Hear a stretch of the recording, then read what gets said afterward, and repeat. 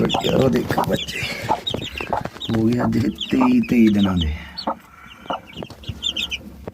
देखो सही 23 दिनों के हो गए जी। चेक कर लो।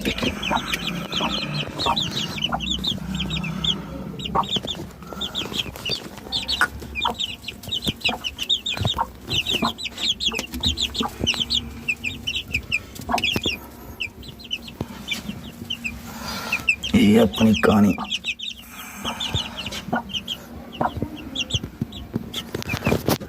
आ जाओ तो इधर